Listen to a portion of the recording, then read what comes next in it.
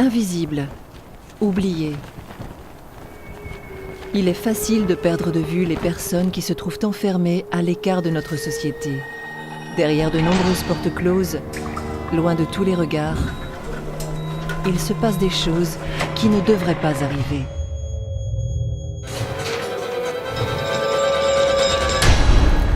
La torture est l'une d'elles.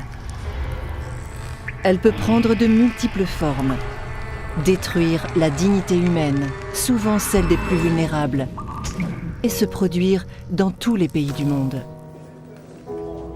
L'OPCAT, le protocole facultatif à la Convention contre la torture, permet de changer cela. Basé sur la prévention plutôt que la réaction, la coopération plutôt que la condamnation, il demande aux États d'ouvrir leurs portes et permet à des équipes de monitoring de visiter tout lieu de détention.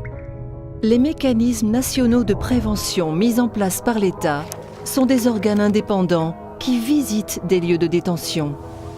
Le fait que ces organes puissent visiter tous les lieux, en tout temps, sans l'annoncer au préalable, signifie stopper les abus avant même qu'ils ne se produisent.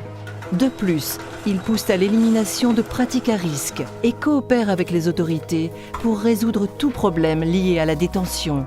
En tant que système global de prévention, l'OPCAT comprend aussi le sous-comité de l'ONU pour la prévention de la torture, qui visite des États, formule des recommandations aux autorités et apporte un soutien aux mécanismes nationaux de prévention. En rejoignant le système de l'OPCAT et en prenant des mesures pour prévenir la torture et les mauvais traitements, les États montrent ainsi leur engagement en faveur de la justice. Mais surtout, cet engagement donne à leurs citoyens une raison de croire que même derrière des portes closes, ceux qui sont invisibles ne sont jamais oubliés.